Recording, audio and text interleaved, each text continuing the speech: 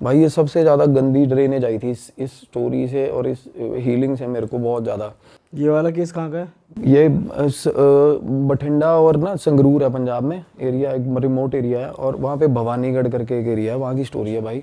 और वहाँ ना दूर दूर तक गांव नहीं है भाई, और रात को 7:30-8 बजे आप उस सड़क से निकलोगे ना, आप कहोगे भाई एक गांव से निकल के ना आप प्रे करोगे भगवान को कि भाई यार जल्दी दूसरा गांव आ जाए, अगर आप 2 व्हीलर पे हो तो भाई 7 बजे के बाद ही अंधेरा, कोई स्ट्रीट लाइट नहीं, और कुछ नहीं। दुनिया जहान की ऊपरी बलाएं भाई उन सड़कों पे, दुनिया ऐसा जहान की। क्यों है भाई? वहाँ बहुत सारे लोग वो मरे थे क्या पहले? बड़े भाई अबंडेंस है दूर ये मूसे वाले का गांव वही है ना, वो उस जो एरिया ना टिब्बे हैं भाई, मिट्टी के रेतीले टिब्बे हैं, और वहाँ राजस्थान बॉर्डर लगता है ना, राजस्थान सबसे ज़्यादा अबंडेंस है।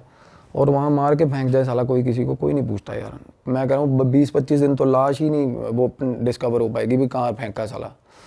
तो उस एरिया की बात है भाई।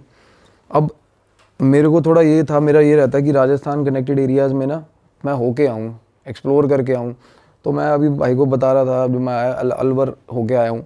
तो while we are going to Alwar, ये रास्ते में ना ये हम मिल के आए थे जिनकी ये स्टोरीज मैं बताने जा रहा हूँ भाई।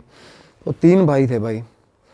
अब एक की उम्र है अराउंड 26 साल, एक उससे बड़े हैं जो वो 3 साल बड़े हैं उससे, और एक बड़ा भाई, सबसे बड़ा भाई। और पेरेंट्स हैं उनके, ठीक ठाक ज़मीन है, और वहाँ पे लोगों के पास ज़मीन बहुत है। मेरा एरिया वो फाजिल का एरिया के पास की बेल्ट है सारी। तो भाई अब हुआ क्या, उन्होंने ना उनके पहले ये जो ईंटें बनाने के भट्ठे नहीं होते हैं, है ना, ब्रिक फर्नेस होती है, वो फर्नेस लगी हुई थी। फैमिली बिजनेस है, हालांकि ज़मीन अच्छी है, एग्रीकल्चर इनकम भी आती है, बट तीनों भाइयों को एडजस्ट करने के लिए ना उन्होंने भट्ठा खोल दिया, और भट्ठा घाटे में जा रहा है। तो ना वो घाटे में क्यों जा रहा है कि तीनों भाई ना थोड़ा शौकीन है भाई। तो वो सुबह लड़ाई होती है कि कौन जाएगा भट्ठे पे, पहले कौन जाएगा। वो कहता है रात सारी रात बिठा लो वहाँ पे चाहे। और रात को बैठने का तो ये है ना कि रात को तो वैसे ही भाई वहाँ से वापस ही नहीं आता कोई, वो जगह ही ऐसी है। तो वहाँ बैठ जाते, कहते सो जाएंगे वहाँ, सुबह ये जाएगा, वो लड़ते हैं। तो भट्टा जा रहा था घाटे में। तो फादर ने क्या प्लान किया कि भाई घर ले देता हूँ इनको वहीं आसपास। अब फादर के पास इतना पैसा था कि वो घर बना भी दे नया। तो भाई वहाँ पे ना एग्जैक्ट जहाँ पे वो फर्नेस थी उसके पास एक घर था, उन्होंने ख़रीद लिया मेरे ख्याल। वो बोले बड़े सस्ते में ही हो गया सारा, और बड़े खुश भाई। और सबसे छोटे वाले को भाई वहाँ बोला कि वो कहना मैं, वो मतलब जिद्दबाजी करके ना सबसे छोटा वाला कहना मैं रहूँगा वहाँ, और मैं सुबह जाऊँगा, कहता मैं निकलूँगा ही नहीं भट्टे से, मैं सारा दिन भट्टे में ही रहूँगा। कहता फादर खुश हो गया, कहता ठीक है यार। एक होता ना कि यार बिजनेस में पोटेंशियल है बट हमारी कमी से ख़राब हो रहा है सारा काम, वैसा था कि पोटेंशियल है। तो वो रहने चला गया भाई वहाँ, वो रहने चला गया। काम शुरू हो गया भाई। अब काम शुरू हुआ तो काम ठीक ठाक खींच दिया उस लड़के ने। तो फाइनली क्या हुआ भाई, गांव वाला घर छोड़ के सारी फैमिली उस घर में आ गई, शिफ्ट हो गई, रेस्ट ऑफ द ब्रदर्स। और एक बड़े सबसे बड़े भाई की हो गई थी शादी हुई थी। अब क्या हुआ, उस घर में जब सारी फैमिली रहने आई ना भाई, तो दिक्कतें शुरू हो गई उनको। अब जब मैं गया था तो मतलब इंटरमीडिएट लेवल तक था काम, बीच में था काम चला। बड़ा भयंकर सिस्टम था उस घर का, बड़ा ही कैसा सा बना हुआ था थोड़ा बहुत? बिल्कुल जैसे यार आपने मैं वो घर के साथ रिजेंबल कर पाता हूँ बिल्कुल। परदेश मूवी देखी है आपने शाहरुख खान की? हाँ। उसमें महिमा चौधरी का घर होता ना भाई, हाँ हाँ हाँ, वैसा घर था यार। अच्छा। मेरे सपने में वो घर आया बाद में भाई बहुत बार।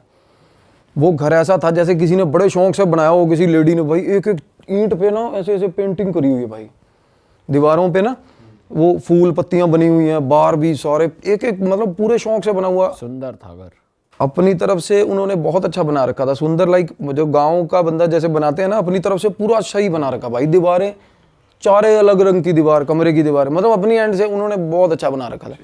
तो मैंने उसको बोला, मैं कहा ये घर तुम लोगों ने बनाया? क्योंकि देखने में ठीक ठाक लगते हो। मैं कहा इतना लाउड फैशन घर कैसे बनाया तुम लोगों ने? कहता नहीं ये पहले ही बना हुआ ऐसे ही। तो जो लोग बेच के गए थे ना भाई, वो फैमिली एक ही रात में उजड़ी थी वहाँ से। जैसे कुल तरह वाला सीन नहीं होता, एक ही रात में उजड़ी थी फैमिली वहाँ से। कोई सीन हो गया था वहाँ पे। जो कम्युनिटी थी ना, वो दूध वाले जो होते हैं, जो वो बहुत सारे पशु लेके ना वो ना कम्यूट करते हैं ज़्यादातर हमारे उन एरियाज़ में ना। 70-80 पशु हैं जिसके पास, वो सारे पशु एक ही लाइन में बांध लेगा, आगे अपना रेड़ा लगा लेगा, चलो भाई अगले गाँव में, वो निकलना। तो वो ऐसी फैमिली थी और निकल गई थी। पैसा उनके पास ठीक होता भाई, दूध का बिजनेस होता है। तो वो घर सस्ते में निपटा गए थे, बेच गए थे। तो भाई अंकल जी के पास बैठा मेरे सबसे पहले जाके, मैं कहा अंकल, तो अंकल बताने लगे बात, कहने बेटा हम आके रहने लगे ना, कहने सबसे छत वाला कमरा हमने ले लिया था, अंकल और आंटी ने, बाकी तीनों भाई नीचे। तो अंकल बोले कि मैं रात को ना, मेरी आदत है, कहते इस एरिया में कोई निकलता नहीं रात को, मेरी आदत बनी हुई है कि रात को एक बार गेट सारा बाहर वाला गेट जो मेन बाहर है, गेट दूर है और जो छत से दिखता है सामने वाला गेट, वो गेट ना मैं बंद करके आता हूँ रोज़ रात को, ठीक है।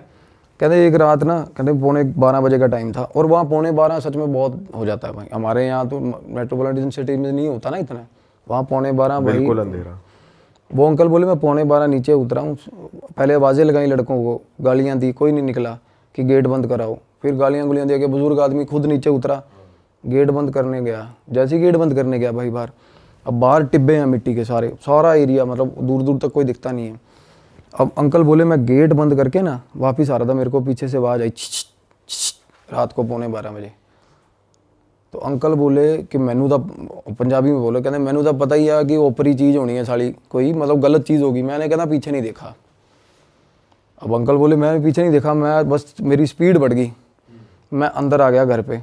वो समझ गए कुछ है, पीछे नहीं देखा उन्होंने, फिर 2-3 बार और हुआ छी छी छी छी, तो उनको लग गया कोई चीज़, मतलब कुछ और बंदा भी हो यार इस टाइम पे, क्या ही करना है किसी से बात करके। सही बात है। तो अंकल आए, सीढ़ियों पे चढ़ गए अपना ऊपर, कह रहे मैं सीढ़ियाँ चढ़ता जा रहा हूँ ऐसे, जैसे सीढ़ियाँ होती हैं ना ऐसे, जिससे हर सीढ़ी से बाहर वाला गिरे। जैसे ही कह रहे मैं सीढ़ी चढ़ा, और फिर मैं ऊपर की सीढ़ी जैसे ही चढ़ रहा था ना, मैंने सामने देखा ना, तो मेरे घर की दीवार के बाद ऐसा मुंह दिख रहा मेरे को, कहना ऐसा दीवार के मतलब पार, और आंखें ऐसे चमक रही हैं, बिल्कुल सफ़ेद 2 आंखें चमक रही थी, सामने शक्ल दिख रही किसी की, मुंडी सिर्फ मुंडी दिख रही थी, दीवार थी वो। अंकल परेशान हो गया, कहता यार क्या चीज़ है बंदा, कहना मैं वहाँ खड़ा ही ना उसको देखता रहा बड़ी देर, और वो वहीं खड़ा रहा साला।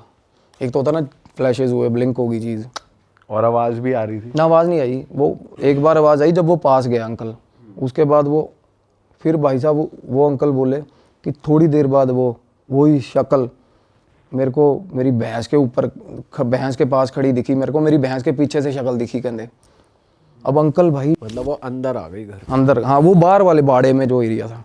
अब अंकल भाई ठीक ठाक सॉर्टेड बंदा है, कोई ऐसी बात नहीं कि सठिया गया या ऐसा कुछ हो गया, मेरे को बहुत सियाने लगे वो बोले कि भाई जब मैंने भैंस के पास देखा ना, तो गांव में ना कुछ ये भी होता है रात को, कहना अक्सर हमारे गांव में ना कि ये चीज़ें डरा धमका के ना लोग डंगर चोरी करके ले जाते साले।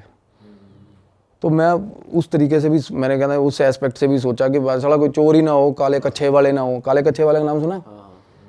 तो उस तरीके से कहते मैंने किसी से बात नहीं करी।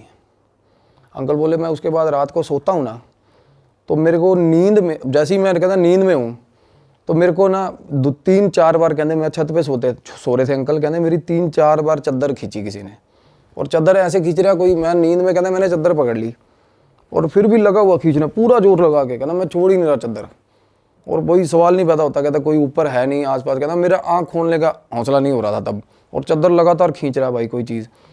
भाई एक ना एंटिटी होती है, मिमिक बोलते हैं उसको इंग्लिश में, मिमिक सुना है कभी आपने? आपने ही बताया था शायद, जो पहले दूसरे पॉडकास्ट वगैरह करता है। हाँ, और ये मिमिक था, मस्खरा सा होता मस्खरा, ये ना मिमिक एंट्री होती है एक एंटिटी, वो भाई आवाज़ें लगाएगी अपने रिश्तेदारों की आवाज़ में, अपने ही बंदों की आवाज़ में। ये बहुत ज़्यादा नोटोरियस एंटिटी होती है, और ये रात को ना और बड़ी देर तक भाई साहब लगी रहती है। एक तो होता है ना भूत, किसी आदमी को दिखता है ना, for the decimal of A second times में पता चल जाता है कि गलत चीज़ है, और उसके बाद बंदा भाग जाता है या कुछ भी होता है, पर ये चीज़ें ना पीछा नहीं छोड़ती बंदे का। साला को बंदा भाग के आ गया, जिस जगह पे आके बैठेगा वहाँ भी छेड़ेगी उसको, वहाँ आगे भी। तो अंकल बोला कि मेरे को पता चल गया कि भाई दिक्कत है, कोई चादर खींच रही है। अब उसके बाद ना तीनों लड़के नीचे अपना अपना सोते हैं भाई। अब एक लड़का उसमें से जो सबसे छोटा है, जिम्मी भाई है, वो तो बोल रहे थे नाम ले देना, कोई मसला नहीं है। अब भाई वो सोया हुआ था, उसके कान में उंगलियां बजती हैं, सोए हुए के, उसी दिन जिस दिन अंकल के नहीं अगले दिन, थोड़े दिन बाद।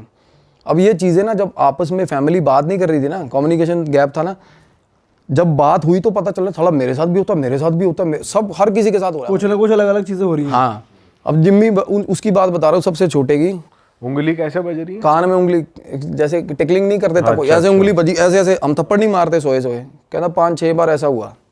उसके बाद क्या कहता मेरे गाली निकली मुंह से, तो जैसी गाली निकली ना आगे से आवाज आई हंसने की, कहना भाई मेरी फट गई हंसने की आवाज आई ना, कहता मैं भाग के बाहर कमरे से शूट मतलब कमरे से भागा दूसरे भाई के कमरे में, कहता दूसरा भाई सोया हुआ था उसको उठाया, कहता भाई मेरे कान ने जुंगला मार रहा कोई, वो बोला तू इतने पैजा नाल मेरे, मैनू भी डर लग रहा। उसका भाई बोला और तेनू भी डर लग रहा है, कहना हाँ यार मेरे को भी डर लग रहा है, कहता कमरे 'च कोई हैगा साला, वो कहता यार मैं तू मेरे साथ मजाक कर रहा है, बोला छोड़, दूसरा भाई बोल रहा है, और होता पता कब है भाई, एट द सेम टाइम, अच्छा जिस टाइम उसके साथ वो काम हो रहा है उसके साथ हो रहा है, अंकल के साथ हो रहा है। मल्टीपल एंटिटीज होती हैं ये, या ये क्या क्या मिमिक का कभी भी कुछ पता नहीं है भाई, शेप शिफ्टर्स मिमिक इनका पता नहीं है कुछ क्या करे कब करे यार, एक होता है ना प्रेत होता है ना वो जगह तो से, एक ही जगह है फिर पर 3-4 जगह भी ऐसा है। मैं बताता हूँ ना इसमें बहुत कुछ निकल के आएगा आगे भाई, इस घर से इस घर में।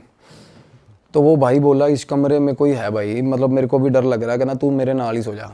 वो रात को ना बोले कि हम दोनों ना भाई सोए ही नहीं, कहना बैठे रहे, और थोड़ी थोड़ी देर बाद ऐसा लग रहा है कि छत पे ना मतलब जैसे कोई खेल नहीं रहा होता, डबल पैर दोनों ऐसे ऐसे ऐसे ऐसे 3-4 बार कोई छलांग मार के यहाँ जाता है, थोड़ी देर बाद पता इन कहते हैं हमें ये हो गया था 1-1.5 घंटे तक कि अब ये चीज़ ऐसे जाएगी, अब ये चीज़ ऐसे जाएगी, पूरा पैटर्न समझ लिया। प्रॉपर पैटर्न समझ गए थे वो, ये काम हो रहा है उसके कमरे में, जो भाई भाग के नीचे आया था, जिस भाई के सबसे छोटा भाई जो भाग के बाहर दूसरे भाई के कमरे में आया ना, उसके कमरे में ये हो रहा था। तो वो बोले कहना कि भाई ये मतलब ये इस घर च दिक्कत हैगी है, कहना यार मैं तो शुरू तो रहा, मैं तो इन्ने दिन मैनू तो कोई प्रॉब्लम नहीं, अब उसको प्रॉब्लम नहीं हुई लड़के को अकेले को। इसका ये है कि डिपेंड करता है, और क्योंकि मेरी बात ही उनके साथ ये फंस रही थी, कहना भाई फिर मेरे को अकेले को प्रॉब्लम क्यों नहीं हुई, अब उसका ऑरा ठीक है, किसी का बंदे ऑरा वल्नरेबल, ऑब्वियसली यार हम में से भी कोई डरता कोई नहीं डरता, हौसला होता है, और कई बंदे गौर नहीं करते यार इन चीज़ों पे, ज़्यादातर गौर नहीं करते, सही बात है, ज़्यादातर नहीं करते यार। तो वो बोला कि भाई शायद ये भी, मैंने कहा ये चीज़ हो सकती है। अब छोटा भाई कहना यार मैं भी बहुत दलेर हूँ, बीच वाला जो कहना मेरे को क्यों हो रहा, फिर कहना मेरे को तो बहुत डर लगता है इस घर में यार, कहना मैं तो अंदर ही नहीं जाता, मतलब उस घर में बैठे हुए बात हो रही थी ये। अब मैं अपनी फाइंडिंग्स बताता हूँ कि मेरे साथ क्या हुआ था। तो मैं बोल रहा हूँ, मैं कहा भाई थोड़े जड़े बड़े भाई साहब कहता उसका ना फ्रांस का वीज़ा वूज़ा लग रहा है, वो तो निकलेगा, वो जाएगा, जो शादीशुदा है। हाँ उसकी शादी रिसेंटली हुई थी भाई। अब वो बोला कि कागजों की कार्रवाई चल रही है इसमें। अब मैं ना उस घर के अंदर हम आए तो मैंने उनको सजेस्ट करा, मैं कहा ये क्लेंजिंग कराओ इस घर की। उस घर में 2 एंटिटीज थी अलग, उससे अलग भाई, मिमिक से। अच्छा, ये कैसे दिखा आपको? दिखता है, बिल्कुल दिखेगा। आप उस घर में जाओ, ध्यान लगाओ, जिस घर में प्रॉब्लम्स हैं उस घर में ध्यान लगाओगे, बिल्कुल दिखती है चीज़ें। ये हर किसी को दिखेंगी भाई, जो भी ध्यान लगाता है ना, जो थोड़ा बहुत भी ध्यान लगाना सीख गया, उसको जिसकी अजना खुली है वो देख सकता है। द एंटिटीज़ अगर वो बात करना चाहती है तो बात करेंगे, अदरवाइज अगर वो अकरेंसेस दिखाती है ना, जैसे एक्सीडेंट हुआ किसी चौक पे तो बार बार एक्सीडेंट ही होता रहेगा, स्टक हो जाती है एंटिटीज़, वो बार बार दिखाती हैं कि ये हुआ था मेरे साथ। वैसे या तो अकरेंस होती है या एंटिटीज़ आगे सीधा आपको रीच करती है कि भाई ये चीज़ है। और वो एंटिटीज़ थी भाई बहुत ही ज़्यादा वायलेंट काइंड ऑफ, एक लड़का और एक लड़की भाई, और बिल्कुल जवान, बिल्कुल जवान। तो मैंने उनको बोला क्लेंजिंग, वो कहते पापा मेरे वहम भरम जो पहनते नहीं यार, हम वहम भरम करते नहीं ऐसे, क्योंकि वो कुछ है भी, कुछ रिलीजन प्रैक्टिस भी उनकी अलग है भाई। तो मैंने कहा ठीक है भाई, तुम्हारी मर्जी ना कराओ। तो बोले हम तो पाठ रखवा देंगे। तो भाई मैं निकल गया, मैं चला गया। अब बाद में फ़ोन आता, कहते एक बार भाभी ने मिलना। अब वो जो भाभी जो फ्रांस जाने के लिए जिनकी फ़ाइल लगी हुई थी, तो मैंने कहा बात करा दो। तो भाई उन्होंने कहती भैया आप आए चले गए, कहती मेरे मिल के जाओ। मैं कहा वापसी तो मेरा रूट नहीं हैगा। कहती मैनू इन्होंने तो आपको, अब मैं बताती हूँ कहती मेरे साथ क्या होता है। वो बोली कि मैं सो रही थी, मेरे को ऐसा लगा कि कोई कमरे में आया। कहती ये इसका जो हस्बैंड है ना, वो ज़्यादातर चंडीगढ़, यही फाइल के चक्कर में चंडीगढ़, उन दिनों में वो चंडीगढ़ था। कहती कोई आया और मेरा सर ऐसे पकड़ा, झोली में रख लिया और सिर पे ऐसे हाथ फेरने लग गया भाई, ऐसे ऐसे प्रॉपर सहलाने लग गया भाई। वो एकदम से डर के आँख खुली, कोई नहीं। उसके बाद वो बोली कि मैं फिर ऊपर सो रही हूँ। कहती पापा जो हैं सुबह 3-3:30 बजे उठ जाते हैं, वो चले जाते हैं। तो मैं अपनी सास के साथ सो रही थी। मेरे हस्बैंड ने बोला था कि तू उनके साथ सो जा, क्योंकि भाई हस्बैंड को होगा कोई दिमाग में शक या कुछ भी होगा व्हाट्सएवर। तो कह रही सास के साथ मैं सोई हुई थी। जैसे सास के साथ अब सास और वो सो रही है सुबह 3 बजे। अब ब्रह्म मुहूर्त टाइम होता है सुबह 4 बजे का। 3 बजे मैं बताता हूँ, हमेशा 3 बजे बहुत ज़्यादा डेंजरस होती हैं ये चीज़ें, पीक लिमिट तक होती है, पीक लिमिट तक। अब पता है कि हस्बैंड उठ के चला गया, ठीक है, वो साइड वाली खाट पे बहू सो रही थी, वो उठ के बेड पे आ गई सास के साथ। हस्बैंड का पता चल रहा है कि ये सीढ़ियाँ उतर गया, ये नीचे जाके स्कूटर की किक बज गई, वो चला गया। थोड़ी देर बाद भाई सास बाहर निकली, वॉशरूम बाहर है ऊपर वाली छत पे, बाहर निकली ना, कुर्ता पजामा था ना जो हस्बैंड का, बिल्कुल अकेला कुर्ता पजामा चल रहा है भाई, उसको दिखा बाहर, अब अकेले कपड़े हवा में है, मतलब बॉडी नहीं है, कपड़े चल बॉडी रहे नहीं है, बॉडी नहीं इमेजिन हो पिक्चर रही का सीन याद आ गया जो गायब पिक्चर में होता है, देखिए आपने गायब नहीं। movie? यही होता है, उसमें कपड़े वॉक कर रहे होते हैं, वो शरीर नहीं दिखता उसमें। और दूध लेने जा रही होती है वो उसका हाँ, बाइक चलती है, बाइक अपने आप चलती है, बंदा नहीं तुषार दिखता। कपूर की मूवी है एक। इसमें एक अच्छा तुषार, हाँ बहुत पुरानी मूवी है, हाँ, बहुत पुरानी। जिसमें वो ऐनक वाला घोंचू सा दिखाया इसमें। तो ये ना एक जो बीच वाला भाई था ना, उसने एक एनकाउंटर मेरे को ऐसा बताया जो मुझे बड़ा रियलिस्टिक लगा, क्योंकि एंटिटीज के साथ आमना सामना होता है ना जब, ये ना बिल्कुल साफ होती है ये चीज़, उनकी आंखें नाक बहुत पास से जब देखोगे ना तो ये बिल्कुल प्लेन होती है ये चीज़, बिल्कुल प्लेन। कई बार नाक ऐसे उभरी हुई नहीं दिखता ही नहीं, इमेजिनेबल नहीं होती, कई बार बहुत ज़्यादा पास से कोई चीज़ आप देख लो ना तो बिल्कुल ऐसे साफ होता है प्लेन। तो बीच वाले जो वो भाई वो बता रहा है, कहना मैं जब आया हूँ ना तो ये इसकी आदत बन गई थी सास के साथ सोने की, कहना मैं अकेला नीचे सोया हुआ था, कहना मेरे साथ आके सो गई बिना शक्ल की चीज़ में, कहा बिना शक्ल की, कहता बिल्कुल प्लेन था भाई, बिल्कुल प्लेन। और घुंघरुओं की आवाज़ सारे घर में रोज़ आती है, सीढ़ियों पे चढ़ती हुई, ऊपर से लेकर नीचे तक, छन छन छन छन छन छन छन, ऊपर से फिर नीचे तक भाई, मतलब। और उसके बाद ना अब पापा उनके बोले, कहते मैं जा रहा हूँ थोड़े दिन के लिए बाहर, फादर बाहर चला गया। उसी दिन रात को ना तीनों भाई, वो कह रहे फैमिली हम ना सारी एक ही फ्लोर पे इकट्ठे हो गए हैं, अब सारे नीचे गद्दे बिछा लेते हैं, सबके साथ कुछ ना डरे हुए हैं सबके साथ। हाँ, तो भाई वो बता रहे कि आवाज़ आया, अब जिम्मी और एक जो बीच वाला भाई है लखविंदर नाम है, लखा, पहले भाई लखे मिमिक की बात कर रहा था ना, वो बाहर वाले बाड़े के अंदर से ना आके आवाज़ आई, लखे गेट खोलो, फादर की आवाज़ बिल्कुल सेम। कहता भाई लखा उठ गया, उसने दूसरे भाई को, उठी यार, कहता आवाज़ आ रही है, कहता पागल हो गया, तेनों नींद चाहिए होनी है। उसने बोला, कहता नहीं यार मैंने आवाज़ आई है, लखे उठ गेट खोल। वो बात ही कर रहे थे अभी, जिम्मी जिम्मी तू खोल दे, वो जो परेशान हो अब एक साथ आ, हाँ, अब दूसरे भाई का नाम लेके आवाज़ आई, बाप की आवाज़ में भाई। अब माँ उधर से माँ उठ गई, अब ये फैमिली सारी पास बैठी थी जब ये बातें हो रही थी भाई, सारी फैमिली पास बैठी हुई। वो बोली, माँ बोली कि तेरे, वो कहता मम्मी डैडी आ गया, कहती तेरे डैडी का आना सवाल ही नहीं पैदा होता, डैडी तेरा 5 दिन बाद आएगा। कहते गेट ना खोले, भुल के भी गेट ना खोले भाई। उन्होंने गेट नहीं खोला। अगले दिन सुबह सुबह उन्होंने फ़ोन करा कि जो बाबा बुला रहे हैं, कोई पीर था गांव में, गद्दी थी कोई, वो उसने क्या करा, वो ना बांध के चला गया घर। अब बंधन ना करवाना नहीं चाहिए भाई, अगर घर के अंदर एंटिटी हो ना, भूल के भी बंधन नहीं करवाना चाहिए। तो वो बाहर नहीं जा पाती, अंदर उद्दम मचा देती है भाई। वो एंटिटीज़ की आदत होती है, वो फेरा लेती है रात को सारी चीज़ का ना। पर यहाँ तो अंदर भी है बाहर भी है, जो कह रहा गेट खोल। बाहर से रात को आके कोई चीज़ आवाज़ें लगाती है सामने टिब्बों से, अंदर 2 लड़का लड़की है भाई घर के अंदर। लड़का लड़की किसी को वैसे तंग नहीं कर रहे, बस तंग नहीं, उनकी मूवमेंट दिखती है भाई। हाँ, और वो गोदी में सहला कौन रहा था, वो लड़के की एंटिटी कर रही वो लड़का लड़की की एंटिटी कर रही थी। अब भाई क्या हुआ, अब मेरे को ना तब उस टाइम में ना ये जरूर पता लड़का लड़की की एंटिटी है। मैं कहा भाई जवान मुंडा कुड़ी ने, मैंने उनको बोला था, मैं कहा पता करो कौन है क्या है। जिनसे पहले घर था ना वो पता करवाया उन्होंने, वो बोले कि भाई ये रहते हैं भीलवाड़ा कोई जगह है। मैंने कहा भाई भीलवाड़ा रहते हैं तो पता करवाओ। कहते यार ये तो मतलब दूध का काम है इनका, तो ये तो चलते फिरते रहते हैं। मैंने कहा भाई पता करवाओ इनका, ये बता पाएंगे भाई क्या मसला है। क्योंकि आप नहीं, मैं जैसे बताता हूँ भाई, एड्रेस किए बिना नहीं निकाल सकते चीज़ को। जब आपको पता ही नहीं ना फोरग्राउंड क्या है उसका, नहीं निकाल सकते। वो बहुत डरा देगी आपको, क्योंकि आपको अब मुझे पता है यार फलानी चीज़ की एंटिटी है, मुझे ये भी पता होगा उसके डर क्या है, उसके साथ हुआ क्या है। हम कुछ भी इमोशनल एस्पेक्ट लेके छेड़ सकते हैं उसको, कुछ भी कर सकते हैं। तो मैं कहा जब तक वो नहीं पता लगता ना आप कुछ कर नहीं सकते। तो मीनवाइल ये भी चीज़ चल रही थी, उनके घर पे बाबा बंधन कर गया भाई। ठीक है। और जब बंधन करके गया ना, तो रात को ना एकदम से ना वो बोले कि मम्मी और वो भाभी नीचे चीखती हुई नीचे आई हैं कि हमारे कमरे में कोई लड़का खड़ा है ऊपर। लड़का खड़ा कमरे में भाई, वही कपड़ों। अब पूरा दिख रहा है। प्रॉपर लड़का दिखाना, जैसे एकदम से वो दोनों ऊपर से नीचे चीखती आई, भाभी और मम्मी। और सुबह सुबह 3 बजे हुआ ये काम, और भाई दोनों साथ में सो रहे थे इकट्ठे। वो ऊपर उठा, कहना ऊपर जाके देख ना कोई हैगा। और वो उनको ये था शक कि इस तरीके से, कहना मम्मी ऊपर के मैं पहुंच गया। उसकी बहस हो रही है अपनी माँ के साथ। कहती चोर हो सकता है, तू ऊपर क्यों नहीं जा रहा देखने। कहता चोर हैगा तो सीधा ऊपर कैसे पहुंच गया, लैंड ऊपर हेलीकॉप्टर से आएगा चोर। ये चोर नहीं है, कहता आप भी नीचे सो जाओ, चोर चूर नहीं है, वही है साला ऊपर। वो डरता हुआ ऊपर ना जाए भाई। वो बोला कि चलो फाइनली धक्का दे, माँ ने कहा नहीं देख के आ, कोई और ओपरा बंदा हो कुछ कर ले, है ना।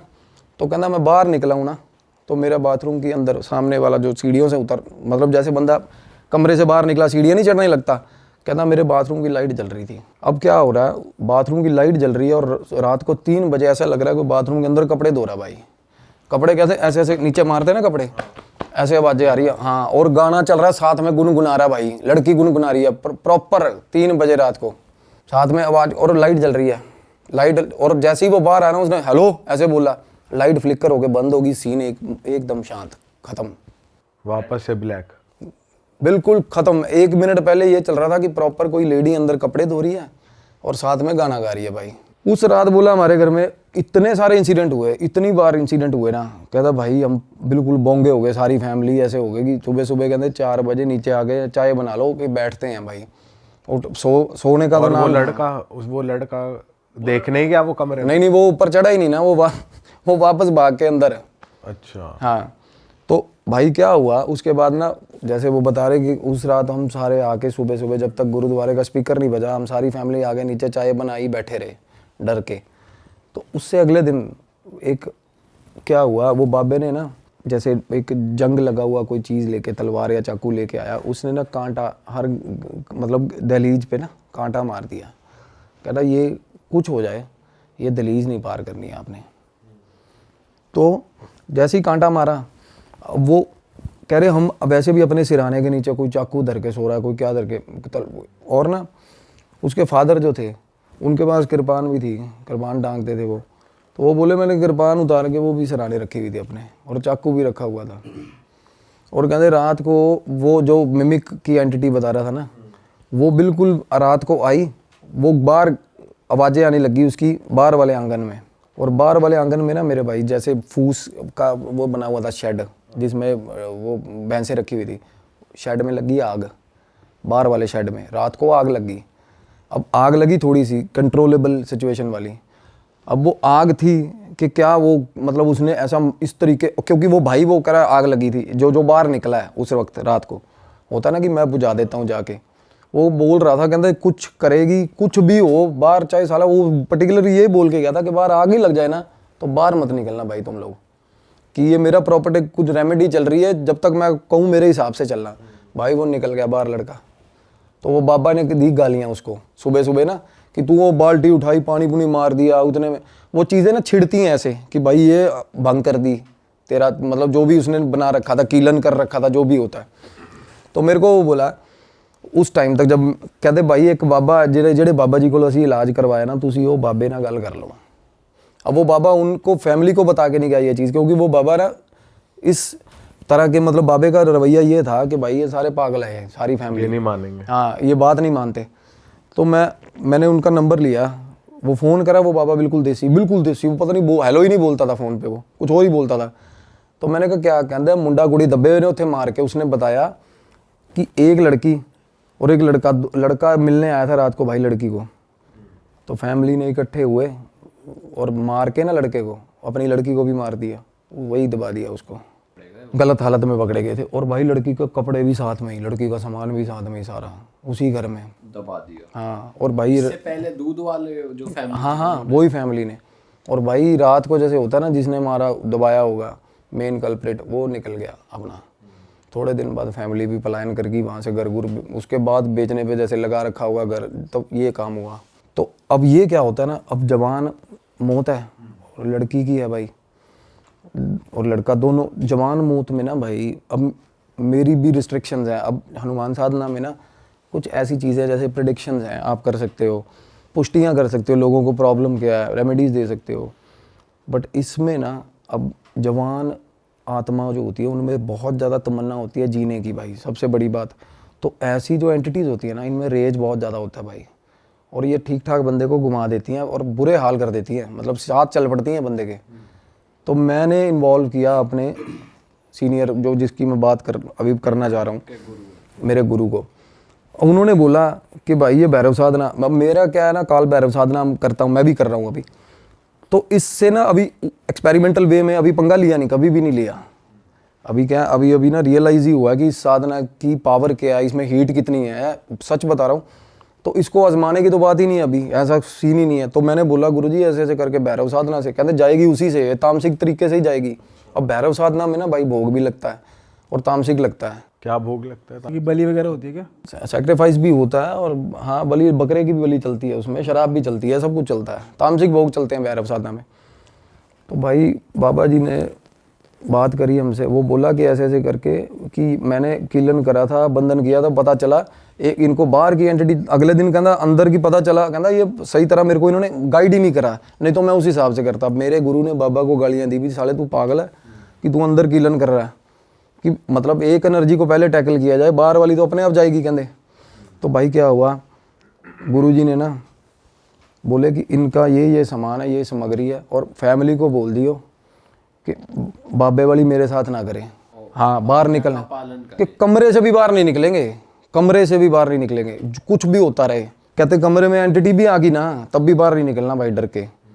तो भाई बात हुई, जैसे शाम को ना 6:45-7 बजे के आसपास गुरुजी ने फ़ोन किया कि भाई मैं अभी क्रिया पे बैठूंगा, और अपने वहीं से हाँ। तो होता क्या है, भैरव साधना है ना भाई, आप भाव लेकर किसी का भी, कहीं भी बैठा हो बंदा, और पता है आपको, काल भैरव जो है वो प्रेतों की ना मेरे भाई, मतलब बंद जाती है उनको देख के। कोई भी डीएटी चलती है, पॉजिटिव डीएटी, उनके साथ काल भैरव चलते हैं। काल भैरव होते किस लिए, आप भैरव मंदिर देख लो यार, हर मंदिर के साथ, वैष्णो देवी माता जाओगे, भैरव मंदिर है ना हर जगह। पता क्यों है, भैरव होता है पहरेदार भाई, और प्रेतों को पास भी नहीं आने देता, और हैं भी प्रेत इन्हीं के सारे। तो मैंने गुरुजी से पूछा, मैं कहा कहते देखता जा, ये भैरव का क्या होता है ना, कुछ सिग्निफिकेंट सब बंदे रिलेट कर पाएंगे। अब साधना चल रही थी ना, जब हमने भोग उन्होंने भी भोग करे, सारा कुछ करके अपना कमरे बंद रात को। भाई मेरी फ़ोन पे बात हो रही थी मीनवाइल जिम्मी के साथ, लड़के के साथ। वो बोला भाई गेट खड़कना शुरू हुआ है 7 बजे, और रात को 11:30 बजे गेट बंद हुआ है, खड़कना बंद हुआ भाई, दौड़ करके गेट भाई। और गुरुजी ने ना चीज़ें बोली यहाँ बैठे बैठे, कहते उनसे, उसको लड़के को फ़ोन पे पूछ कि क्या मतलब उसको क्या लग रहा है अभी। उसको ना लड़का वो कहता मैं कमरे के अंदर, अपने कमरे से गेट के नीचे लेट के देख रहा हूँ क्या था। कहता श्वान भी बोल सकते हैं, शॉन भी बोल सकते हैं, डॉग होता है ना जो भैरव बाबा का, भाई साहब मैसिव काला डॉग, जो कि मैंने भी नहीं इमेजिन किया। वो लड़के ने कहता साढ़े घरे कुत्ता आया, कहता पूरे, कहता 9-9:30 बजे बाहरों अंदर आया, कहता पौड़ी सीढ़ियाँ चढ़ रहा था ना जब भाई, तो पता चल रहा था कि कोई चीज़ शेर के बराबर की चीज़ अंदर घर में घुसी है भाई। और उसके बाद भाई साहब चीखें पड़ी हैं घर के अंदर, वो लड़के की और वो लड़की की आवाज़ें आई हैं, प्रॉपर आवाज़ें आई हैं। हाँ, इलाज चल रहा है उसका। इलाज क्या खा जाता है ना, वो ग्रहण कर जाते हैं भाई, वो ले गए अपने साथ का दरवेश है ना जो भैरव बाबा का, वो ग्रहण खा जाता है। वो कहता प्रॉपर आवाज़ आई है जैसे खा लिया हो किसी ने। और सुबह तक कहना, रात की बात कर रहे थे पहले बाबा जी, हमें चुल हो रही थी, बाहर निकले, कहता सुबह तक हमारी हिम्मत नहीं हुई बाहर निकलने की, कि भाई कुत्ते की नज़र हम पे पड़ गई ना, जिस हिसाब का पंजा है कुत्ते का। अब देखो उस बंदे को, अब वो फिजिकल बर्ड में तो नहीं आया ना डॉग वहाँ पे, अब उस लड़के को वो मतलब ये रियलाइजेशन हुआ कि सीढ़ियों में से डॉग चढ़ के ऊपर गया। और डॉग भी कोई आम डॉग, आप इमेजिन करोगे वो काल भैरव का जो उनकी सवारी है वो किस लेवल की, किस तरीके की होती होगी। पंजे भी उसको दिख रहे होंगे, मतलब मैसिव डॉग, बिल्कुल ही ऐसा लग रहा था कि घर पे कोई शेर जैसी चीज़ घूम रही है उनके भाई रात को। और फिर उस दिन के बाद से बिल्कुल शांति है भाई, बिल्कुल शांति उसी वक्त से। मतलब कहने का ये है कि कुछ एंटिटीज़ ऐसी होती हैं, कुछ डीएटीज़ ऐसी हैं जो पर्टिकुलर हर चीज़ के लिए ना उसी तरीके का जवाब होता है भाई। मतलब इस कुछ साधनाएं ऐसी हैं ना जो ऊपर की चीज़ें हैं ना, जो ज़्यादा मतलब यार जैसी साधना मतलब सबसे टॉप की चीज़ है, टॉप की भी कह सकते हैं, इसमें ये भी कह सकते हैं कि स्पेसिफिकली गोस्ट के लिए, हाँ प्रेतों के लिए की जाती है भाई। अब हनुमान साधना है ना, आप बैठे हो पुष्टि कर सकते हो। काल भैरव किसी की भी, हम कोई मेरे पास आगे बैठा है तो उसके लिए आगे पीछे का बताना भी किस चीज़ से ग्रसित है, क्या उसको प्रॉब्लम हो रही है, किस तरीके से करते हैं हनुमान शास्त्री जी। जी हाँ, वो पर्जी अलग अलग तरह के ना कम्युनिकेशन, अब क्लेयरवॉयंट है, अब अलग अलग तरह के साइकिक मीडियम्स के पास, वो भी धीरेन्द्र शास्त्री जी जो अर्जी वाला सिस्टम करते हैं ना। हनुमान जी एक एक सिद्धि है, सात्विक हनुमान जी, एक करण पिशाचनी है भाई, वो भी एक सिद्धि है। अब मैं कुछ वो मिस इंटरप्रेट नहीं करना चाहूँगा, अब मैं कुछ लोगों को पता है सच्चाई क्या है। करण पिशाचनी बैठती है कान के पास भाई, वो भी बताती है सारा कुछ। अब लोग ना भोग खा रहे हैं देव का बोल के, और है उनके पास करण पिशाचनी, कईयों के पास है, शरेआम दिखता है भाई। आप रिलेट, मेरे जिनको मैं गुरु मानता हूँ ना, सबसे पहले जब मैं आया था इस लाइन में, डॉक्टर मनमीत कुमार है भाई। अब वो बता रहे थे टीवी पे, कहते मैं एक बहुत बड़े स्पिरिचुअल गुरु को देख रही हूँ, इंडिया का टॉप मोस्ट स्पिरिचुअल गुरु, उसको देख रही हूँ, और वो बंदा एक मतलब प्रॉपर भोकाल छेड़ा हुआ है कि मेरे पास ये साधना है। कहती शरेआम पता चल रहा है उसके पास करण पिशाच नहीं है यार बंदे के पास। अच्छा। और बहुत बड़ा गुरु है भाई, मैं आपको नाम लूंगा ना, आप परेशान हो जाओगे। ऑफ कैमरा बता। उसके पास डार्क एंटिटी है, और वो है सारा कनेक्टेड, वही मतलब डार्क वेब से ही कनेक्टेड है। इल्यूमिनाटी, इंडिया में इल्यूमिनाटी यही है भाई, इंडिया की इल्यूमिनाटी करण पिशाच नहीं है। इंडिया में बाहर वाला इल्यूमिनाटी नहीं आएगा। है क्या ये सारा, ये मटेरियल पोजेशन ही तो देती हैं ये चीज़ें हमें। करण पिशाच नहीं, हमारे सपने ही तो पूरे करिए, उड़ पटांग जो मर्जी मांगो मिलेगा आपको। पर भाई ये सोल बाउंडेशन ही तो हो रही है। उस बाबा को नहीं पता कि वो कहाँ घुस रहा है, जिसकी मैं बात कर रहा हूँ, स्पिरिचुअल गुरु की। इसीलिए ना कुछ काल भैरव ऐसी है जो दोनों तरफ की समझ रहे हो, तामसिक भी और सात्विक भी।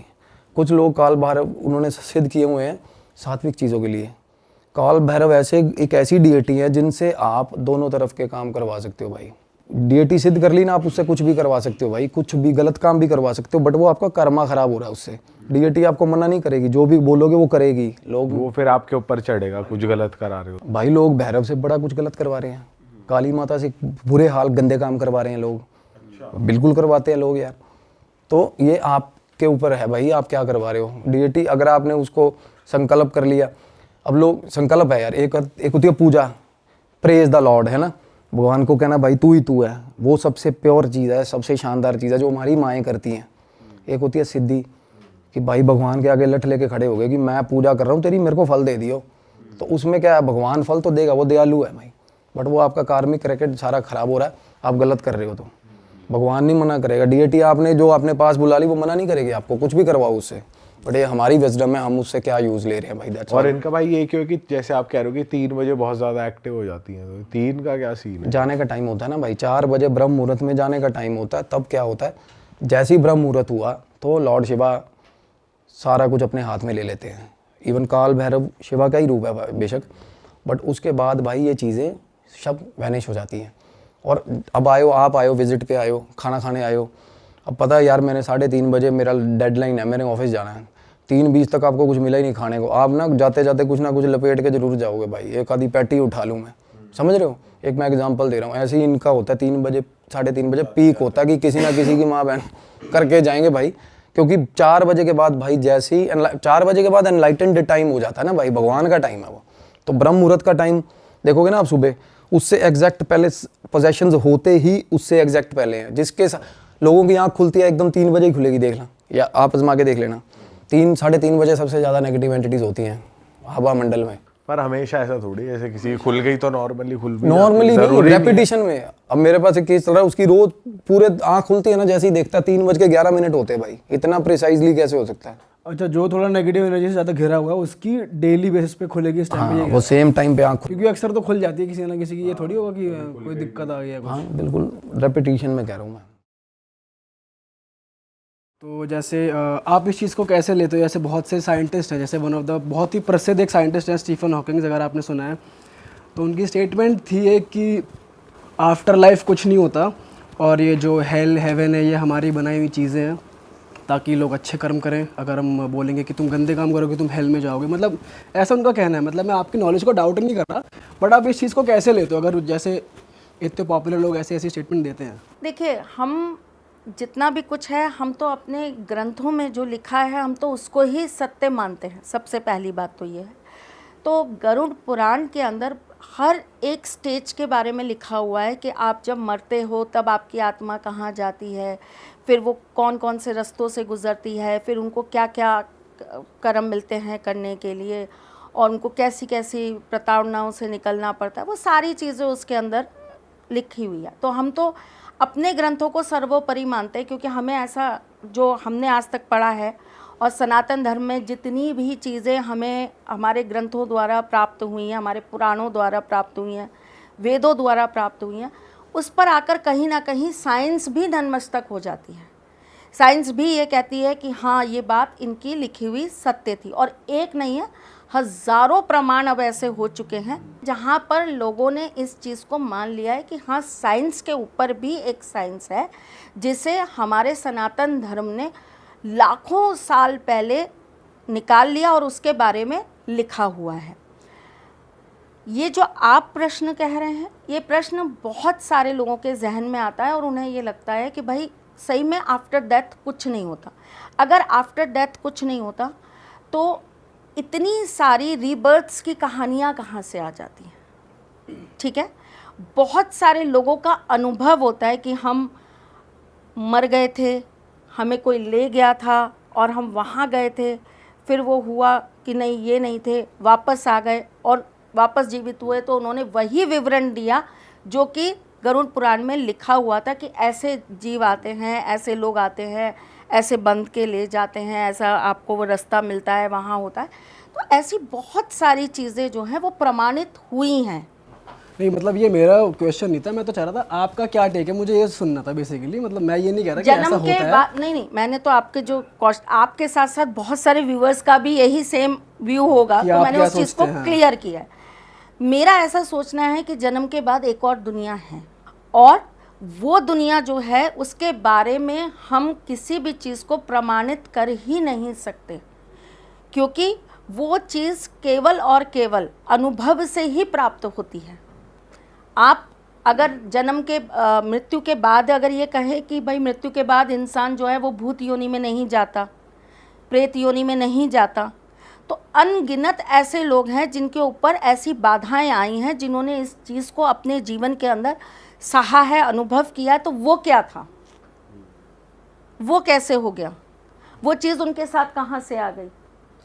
और रीज़न जब ढूंढा जाता है तो रीज़न वही निकलते हैं जो ऑलरेडी हमारे शास्त्रों के अंदर लिखे होते हैं कि ये कर्म करा होगा तभी ये चीज़ आपके साथ में आ गई है। मैम वैसे अगर कोई जैसे अभी हम घूमने गए थे बाहर, तो अभी हम वहाँ पर हमारे माइंड में ऐसे क्वेश्चन आते हैं, इनके ऊपर कोई एस्ट्रोलॉजिकल रेमेडीज़ करी जाए तो क्या इन पे इफेक्ट करेगा क्या, सिंस वो हमारा धर्म फॉलो नहीं करते, उनके अपने धर्म और कल्चर चल रहे हैं? उनके अपने तरह की रेमेडीज़ होती हैं, वो अपने तरह की रेमेडीज़ करते हैं। अच्छा, अगर हम लोग अगर उनकी डेट ऑफ बर्थ जानकर उनकी हमने कुंडली बना फिर दी वो और हमारी चीज़ें फॉलो उनको करना चाहिए ना, वो हमारी चीज़ें फॉलो करेंगे तब वो चीज़ उनको लगेगी।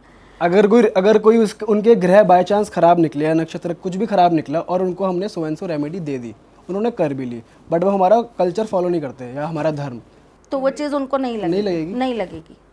उनको हमारी कुछ चीज़ों को मानना ही पड़ेगा। जैसे अगर हमने कोई रेमेडी दी है कि आपको 21 दिन ये कार्य करना है, तो 21 दिन के उस कार्य को करने के लिए आपको वो नियम फॉलो करने पड़ेंगे, चाहे आपने पूर्वार्ध में वो चीज़ ना करी हो। आप बहुत मांस भी खा रहे हो, आप अंडा भी खा रहे हो, आप शराब भी पी रहे हो, आपने बहुत गंदे कर्म भी करे हैं, लेकिन अगर आप वो रेमेडी करने जा रहे हो तो आपको पश्चाताप करना पड़ेगा। पहले एक टाइम का आपको पश्चाताप करना पड़ेगा अपने उन कर्मों को लेकर। हम भी तो करते हैं, हम ब्राह्मण हैं, हमसे भी जाने अनजाने में बहुत सारे अनेकों पाप हो जाते हैं। हमारे यहाँ जो ये व्रत वाला जो नियम बना था, ये कॉन्सेप्ट बना था व्रत का, ये कोई मनोकामना सिद्धियों के लिए थोड़े ना बना था कि ये व्रत रखोगे तो ये मनोकामना सिद्ध हो जाएगी, ये व्रत रखोगे तो तुम्हारी ये हो जाएगा, ये व्रत रखोगे तुम्हारी ये चीज़। ये तो समय के साथ चीज़ें बदलने लग गई और हम ही लोग कह देते हैं अच्छा एकादशी व्रत रख लो, आपकी ये इच्छा पूर्ण हो जाएगा। हाँ। ये एक तरीके से पश्चाताप के लिए तिथियां दी गई थी कि हम ना चाहते हुए भी अपने मन वचन कर्म से कोई ना कोई गलती या कोई ना कोई गलत अरेस्ट कर ही देते हैं। उसके लिए अगर हम एकादशी व्रत कर लेते हैं तो हमारे उन पापों से हमको मुक्ति मिल जाती है। सपोज़ करिए अगर हमारे पाप की क्वांटिटी 40% है, एक नॉर्मल न्यूमरोलॉजी में बता रही हूँ आपको, अगर हमारे पाप की जो क्वांटिटी है वो 40% है, तो एकादशी का व्रत रखने से आप वो 40% पापों से मुक्त हो जाओगे। आप द्वादशी का व्रत रखोगे तो आप 30% पापों से मुक्त हो जाओगे। आप पूर्णिमा का व्रत रखोगे तो आप 60% पापों से मुक्त हो जाओगे। अगर आप मंगलवार का व्रत करते हो तो मंगल ग्रह तो आपका बाद में ठीक हो रहा है या नहीं हो रहा है वो बाद की बात है।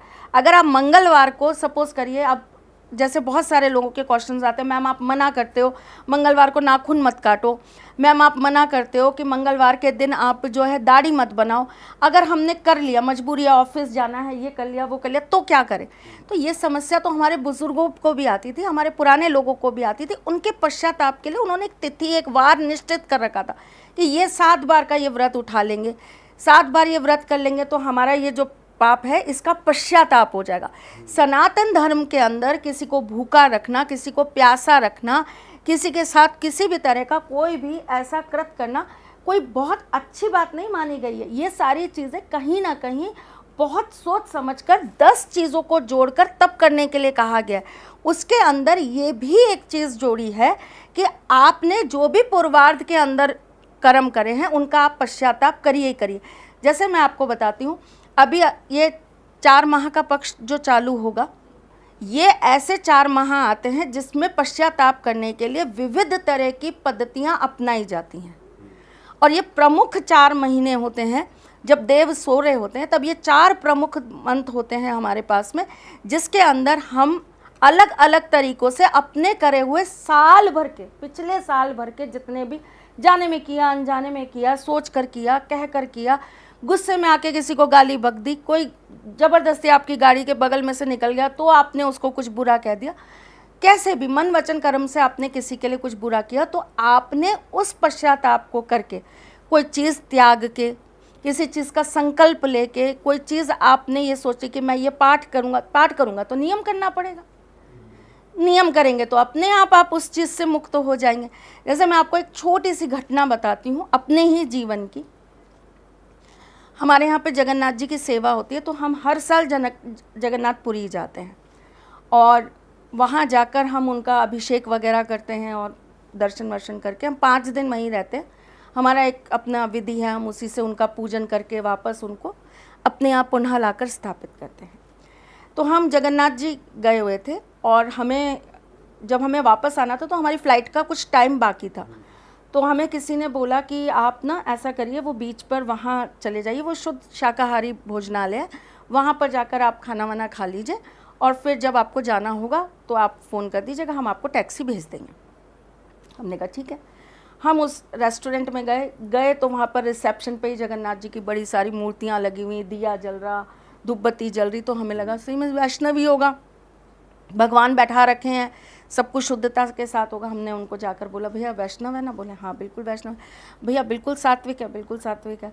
भैया कोई प्याज लहसुन वाला काम भी नहीं है? नहीं भैया बिल्कुल नहीं है, आपको जैसा चाहिए वैसा ही आपको खाना मिलेगा। ठीक है, हमने खाना ऑर्डर कर दिया। हमारे जस्ट बगल में एक कपल बैठा हुआ था, उसका व्रत था, तो उन्होंने बोला कि हमारा भी व्रत है, आप आराम से, क्योंकि वो वहीं के लोकल थे, तो उनको ऐसा लगा हम परेशान हो रहे हैं, तो उन्होंने हमें बोला कि नहीं आप बैठ जाइए, हमारा भी व्रत है, हम भी इसीलिए यहाँ खाना खाने आए कि यहाँ पे सात्विक खाना मिलता है। हमने कहा ठीक है, हम बैठ गए। 10 मिनट बाद हमारे पीछे वाली सीट पर कोई आकर बैठा और उन्होंने जो है आकर उनको बिरयानी ऑर्डर किया कि बिरयानी चाहिए करके। हमारे खाने आने में थोड़ा सा समय था, हम लोग बैठे हुए थे, उनका खाना पहले सर्व हो गया और वो जो कपल था उनका खाना सर्व हो गया। वो बिरयानी जब वो खाने लगे तो सामने हमारे बिल्कुल आफ्ताब बैठा हुआ था, तो आफ्ताब ने देखा और बोला मैम उठो। मैंने कहा क्या हुआ? बोला मैम आप यहाँ से चलो। मैंने कहा हुआ क्या ये तो बता। तो इसके सर थोड़ा सा गुस्से, क्यों मैम को कहाँ लेके जाना है तुझे? मैम चलो कर रहे हो, क्या हो गया? बोले सर मैम को ले जाओ यहाँ से। तो ऐसे उन्होंने पीछे मुड़ के देखा तो वो जो बिरयानी थी वो नॉनवेज थी। आप विश्वास नहीं करोगे, हमें काटो हमारे अंदर खून नहीं, और हमारी जो हालत हुई है, हम वहीं पर इतनी बुरी तरीके से रोना चालू हो गए सारे जने, जैसे हमारे पूरे जन्म का जो होता है ना, किसी ने पुण्य खींच कर निकाल दिया, ख़त्म कर दिया, हमें शून्य में ला कर खड़ा कर दिया। हम लोग भागते हुए बाहर गए, जैसे सांस नहीं आ रही, दम घुट रहा है हमारा। हम बाहर गए, निकल के बाहर जाकर खड़े हुए। सब जने रो रहे हैं, सब परेशान हो रहे हैं कि ये क्या हो गया, क्या हो गया। गलती से ही सही, लेकिन पानी की बोतल तो हाथ लगा ली उस जगह की।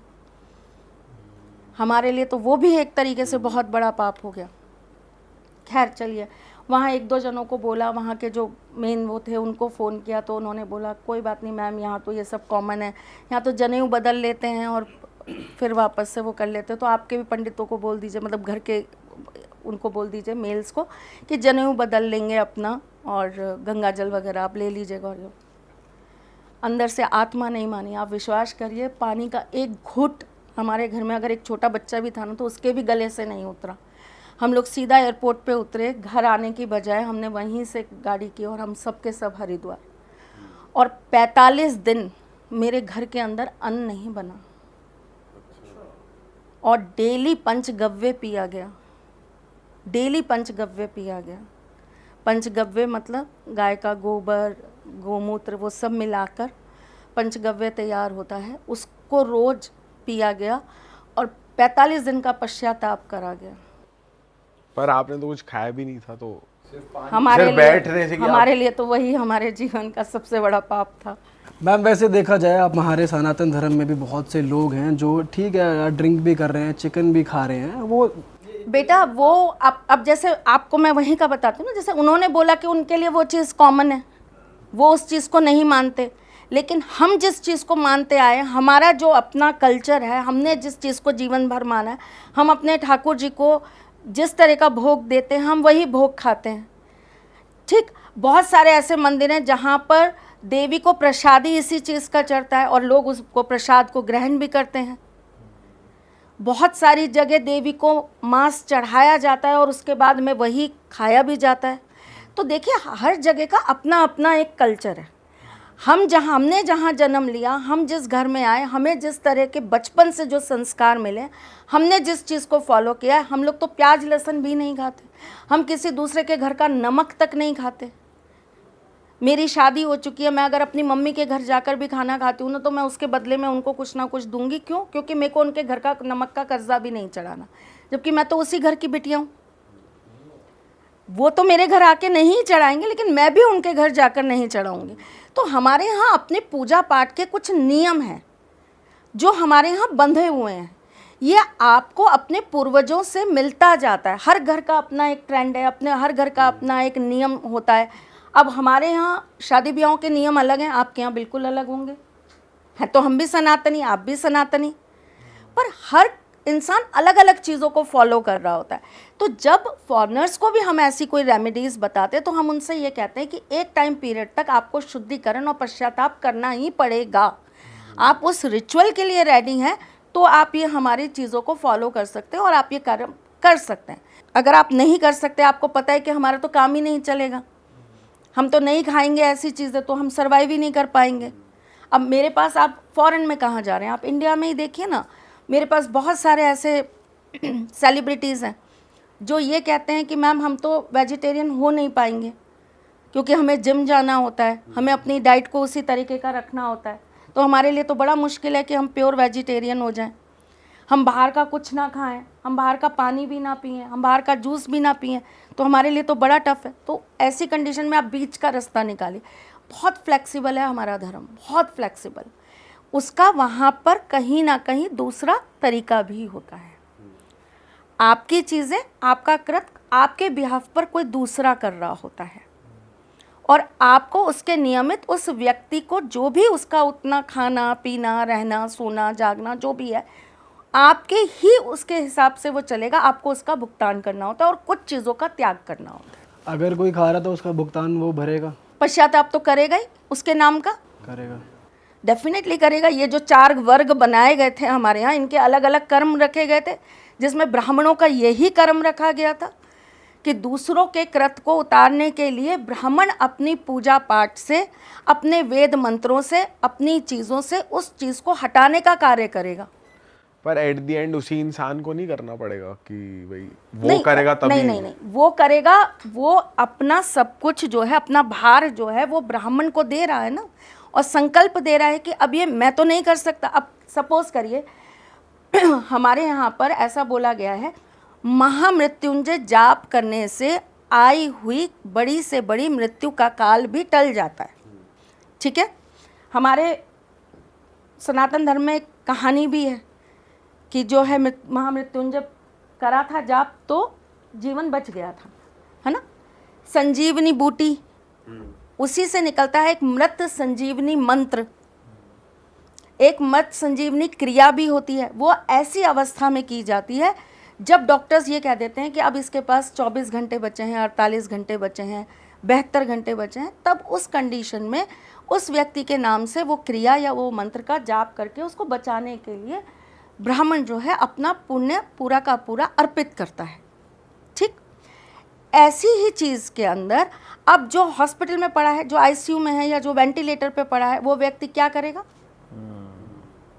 आप उसको कौन सी मेडिसिन है जो दे देंगे जिसके अंदर किसी पशु का या किसी पक्षी का या किसी जीव का चर्म नहीं होगा, रक्त नहीं होगा? कितनी मेडिसिन ऐसी हैं। चलिए आज तो मैं नॉर्मल हूँ, टच भगवान की कृपा से मैं बहुत स्वस्थ हूँ। आज आप मुझे कहिए कि मैम आप ये मेडिसिन खाएंगे, मैं कहूँगी नहीं, बिल्कुल नहीं, इसके अंदर बहुत सारी चीज़ें। लेकिन अगर कोई बीमार व्यक्ति है और उसको हमको सही करना है तो हमें उसको फिश ऑयल देना ही पड़ता है ना। तो फिश ऑयल की अगर कोई कैप्सूल मैं किसी को बीमार व्यक्ति को दे रही हूँ तो मैं उससे कैसे ये कह सकती हूँ कि ये आप पाप के अंतर्गत कर रहे हो ये कार्य, अब आपकी पूजा नहीं हो सकती या आप ये रेमेडी नहीं कर सकते। वो अपना कृत, अपना भार जो है वो ब्राह्मण को दे देता है और ब्राह्मण जो है नियम संयम के साथ अपना भी करता है और उसका भी करता है। मतलब उसके भी पापों का पश्चाताप करेगा, उसके भी कर्मों का पश्चाताप करेगा, और चूंकि वो उसके वो जो कर्म है वो अपने ऊपर ले रहा है, अपने लिए भी करेगा। आप कभी बहुत डेप्थ में इसके लिए मैं आपको सजेस्ट करूँगी, आप किसी कर्मकांडी पंडित को कभी, ब्राह्मण को कभी बैठाइएगा अपने पॉडकास्ट में और उससे पूछिएगा, वो आपको अच्छी से ये सारी चीज़ें बताएंगे। इसके अंदर जो एक ब्राह्मण की दिनचर्या रखी गई है ना, जो सुबह के पाठ होते हैं, जो संध्या वंदन होती है, जो गायत्री जाप होते हैं, जो नियम से उनको पाठ करना जो उनके गुरुओं द्वारा बताया गया है, जो उनकी एक शैली है कि आपको ये सुबह करना होगा, उसके बाद ये पाठ करना होगा, इसके नियमित आपको इतने जाप करने होंगे, फिर आपको शाम को ये संध्या वंदन करना होगा, आपको जनेऊ हमेशा पहन के रहना पड़ेगा, आपको इन चीज़ों का पालन करना पड़ेगा, आपको इन चीज़ों का परित्याग कर देना पड़ेगा, आपको चुटिया रखनी पड़ेगी। बहुत सारी चीज़ें हैं जो आपको अपने जीवन में अपनाना होगा, जिनको आपको अपने साथ लेकर चलना होगा। उसका कारण क्या है कि वो अपने आप के अंदर वो चीज़ अर्जित कर लेते हैं कि वो किसी दूसरे को अगर उसका पाप उतारने के लिए कर्म कर रहे हैं तो वो अपना भी पश्चाताप करते जा रहे हैं साथ के साथ।